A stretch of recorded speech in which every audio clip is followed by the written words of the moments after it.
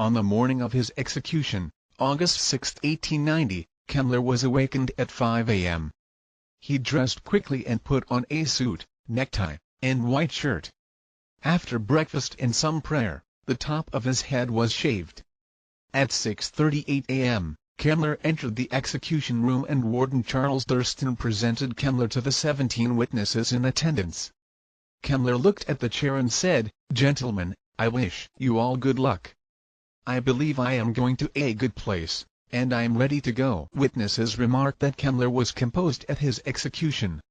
He did not scream, cry, or resist in any way.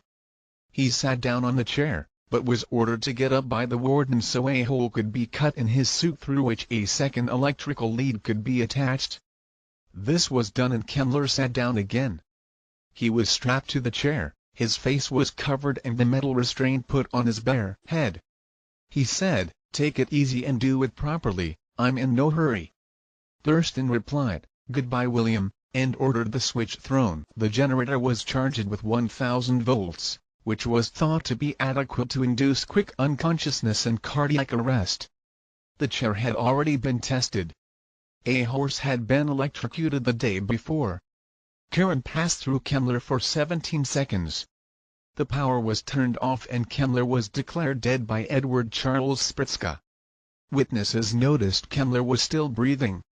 The attending physicians, Spritzka and Carlos Frederick MacDonald, came forward to examine Kemmler.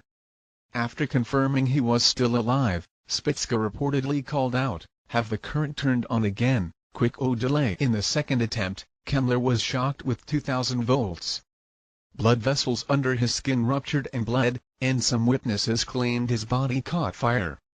The New York Times reported instead that an awful odor began to permeate the death chamber, and then, as though to cap the climax of this fearful sight, it was seen that the hair under and around the electrode on the head and the flesh under and around the electrode at the base of the spine was singeing. The stench was unbearable. Upon autopsy, doctors had found the blood vessels under the cap of his skull had carbonized and the top of the brain had hardened. Witnesses reported the smell of burning flesh and several nauseated spectators tried to leave the room. The execution took approximately 8 minutes. The competitive newspaper reporters covering the Kemmler execution jumped on the abnormalities as each newspaper source tried to outdo each other with sensational headlines and reports. The New York Times ran the headline, "Far worse than hanging." Westinghouse later commented they would have done better using an axe. Kemmler is buried in the precincts of the prison where his execution took place.